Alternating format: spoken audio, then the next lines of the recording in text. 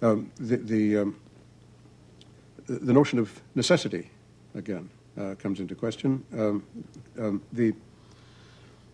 Well, there are two kinds of necessity, There are two kinds, yes. Logical and causal. Yes. The one commonly is understood as necessity by virtue of the meanings of the words. Mm.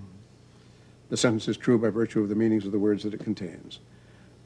This characterization goes by the board if the notion of meaning does. Then there's the notion of physical necessity, necessity by virtue of physical law. This doesn't depend in the same way on meaning, but by somewhat the same sort of scruples, it also becomes questionable.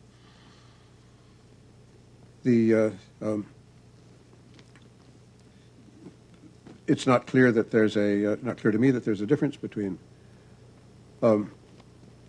a general truth, truth in the form of a general proposition, general statement, which just happens to be true, and one that is a law. The term necessary, the adverb necessarily, is in very common use, and that suggests that perhaps people have a distinction in mind between two sorts of truth, the necessary and the accidental or contingent. But I think the use of the ordinary use of that word can be explained otherwise. I think it's dependent on situation, on context. One says necessarily and follows it with a sentence when he thinks that the other person is bound to admit it because of what he already has committed himself to, or because he may be presumed to believe, and that this will vary with the context. So you're calling into question such very fundamental notions of our thinking as causal necessity, logical necessity, the idea of a law, the notion of meaning. Yes. The ground is beginning to disappear from under our feet. And I think what I would like to do at this stage, Professor Quine, is ask you to characterize for us as a whole the kind of view of the world that we're coming out with. Can you... Good. Well, now let's proceed again by in terms of that dichotomy between the ontological and the predicational. On the ontological side, what I am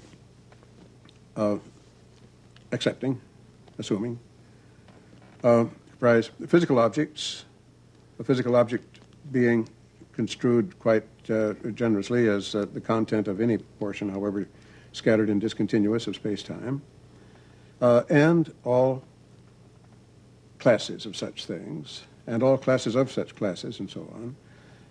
And mathematicians have known, have discovered over the past century, how all talk of numbers and functions and all other mathematical entities can be paraphrased into talk of the pure set theory of the classes. Classes of classes, appropriate ones, can be made to do the work of numbers and of functions and the rest. So we need these. On the other hand, these are abstract objects that I accept. There are others that I would reject. Properties, I would reject, because there's the question in what circumstances do two descriptions, two characterizations determine the same property, and in what circumstances do they determine different properties which just happen to be properties of all the same things. The problem in short of individuation, of identification of properties. And it's ordinarily said that two clauses, let's say, two phrases, determine the same property if they have the same meaning. But of course, this characterization goes by the board if we don't accept the notion of meaning. In the case of classes, this problem of identification does not arise because classes are identical simply if they have the same members. Properties, I'm persuaded, are dispensable in science. It's not clear how to dispense with the classes. So this would be my tentative ontology, and I would regard it as part of science and subject to the fallibility of the rest of science. namely the individuals and the hierarchy of classes and classes of classes and so on built upon them, the individuals being physical objects. On the predicative side, my view is, I think, mainly rather negative. It's one of rejecting predicates that have too little in the way of behavioral, or let's say of observable criteria for their application, or failing that, I think one must also accept theoretical predicates which don't admit of observational criteria, but there one must insist on their being pretty firmly related to predicates of the observational kind through laws, hypotheses, better, general physical theory, which makes for a well-knit system of the world which expedites prediction.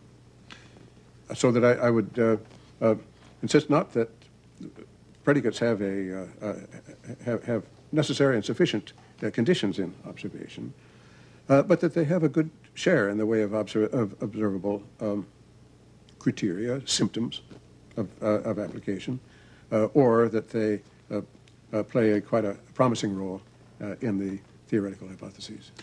One thing that pleases me very much about the discussion that we've had is that none of it so far has been specifically about language or about words. And I say that because a lot of intelligent laymen who begin to take an interest in philosophy are sometimes put off by what they take to be the discovery that modern philosophers are doing nothing but talking about words, talking about terms, analysing sentences, statements, and so on.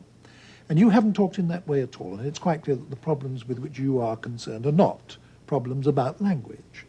Nevertheless, someone opening your books, or a student coming to study with you at Harvard for the first time, would find that a great deal of your technique of approach to these problems is via the analysis of concepts and therefore careful attention to words, the elucidation of sentences and statements and so on.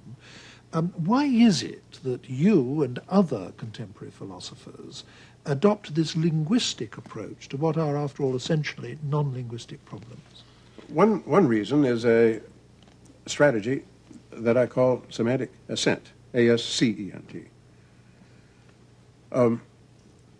Philosophical issues are often concerned with very fundamental traits of one's conceptual scheme. And if two philosophers disagree on such points, it's difficult for them to discuss their disagreement without each of them begging the question, because it's hard to reason and argue without making use of the fundamental principles of one's own conceptual scheme.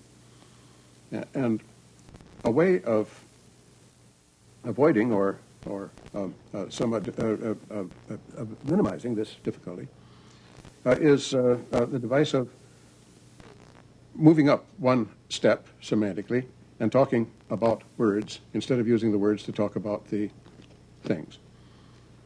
And if one makes this move, then one can talk about the rival systems as systems of sentences.